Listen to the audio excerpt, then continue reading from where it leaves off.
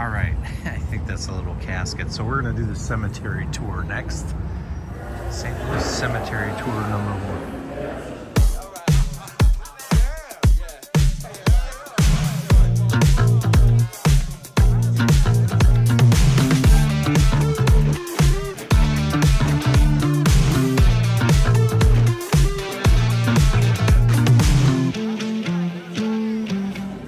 And apparently we have a gift shop with cups that say the tomb it may concern.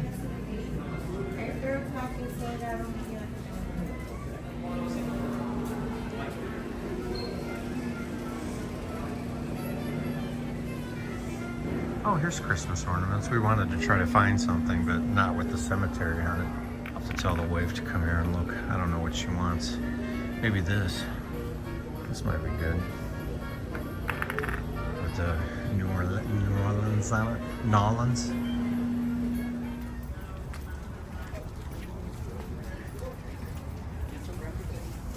I'll let him explain why this is all above ground. Cemetery located inside the French Quarter, conventional in-ground burials. It was our primary burial site from 1724 to 1788.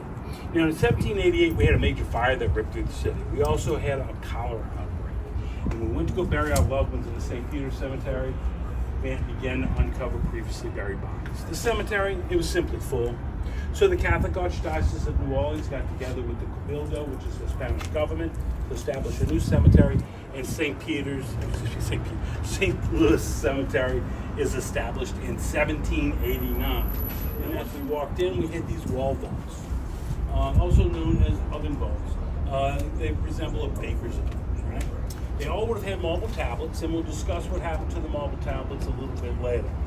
So let's say Uncle Joe passes away. Sweet Uncle Joe, we bring him into the cemetery, we bring him to his family crib.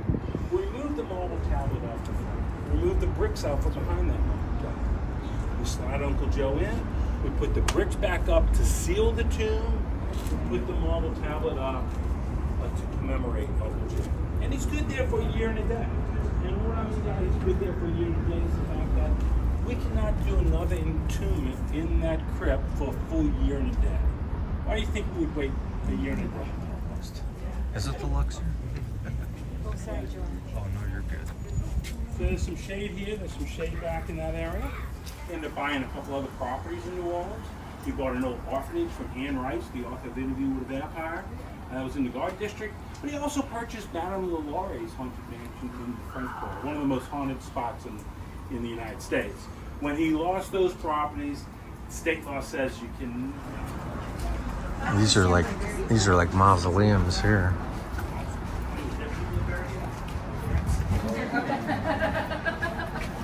I hadn't set it up because you didn't quite ask it. No, there are 700 tombs in the cemetery. There's over 100,000 residents, and that number continues.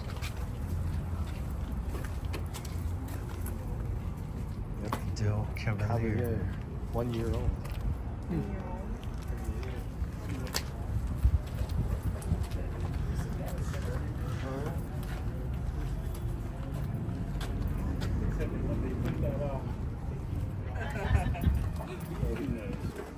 All right, guys.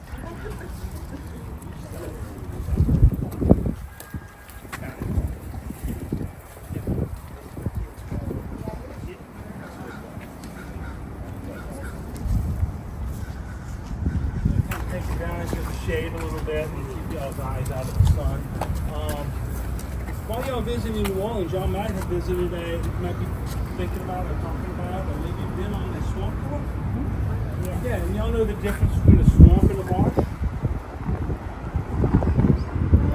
swamp is nothing more than a flooded forest or forested wetlands, whereas a marsh is a grassland, and it comes in different solutions. Which said she was a woman of great beauty, intellect, with charisma.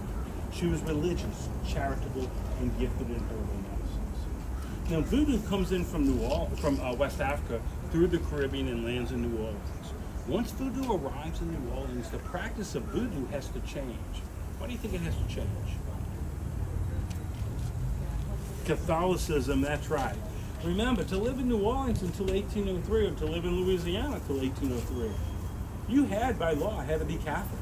Simply said, you were the king's religion. So still today on the voodoo altar in New Orleans, you'll find a statue of the Blessed Mother prominently placed alongside the statue of St. Joseph and a crucifix. They fused the two religions together to continue practicing. Now, the X's on the tomb, what does that represent? Represents vandalism, to be perfectly honest with you. But we'll go through the ritual, and I got this from the internet, so it should be accurate. Right? And you spin around 3 times the opposite.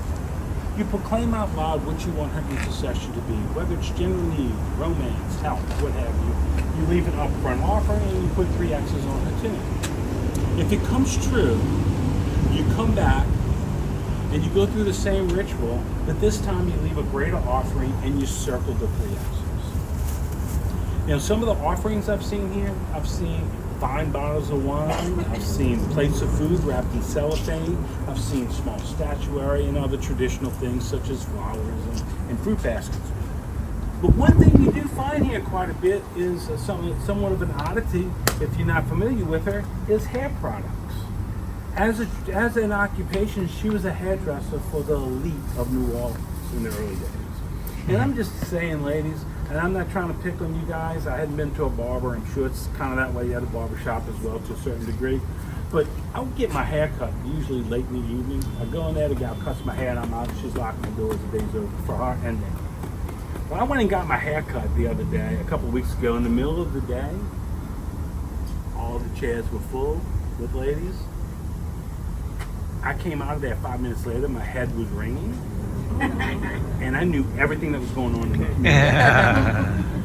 She would pick up that information and she would use it to her benefit. She knew what the invitation list for upcoming parties was.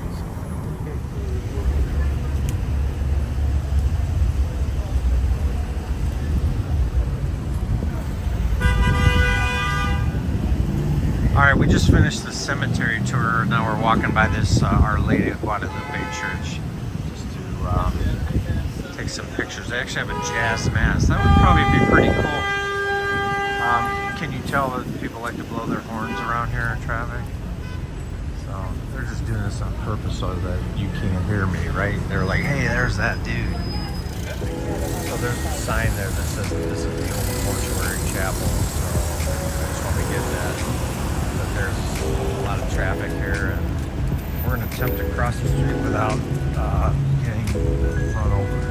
After doing the church and everything, I guess we could go this way too.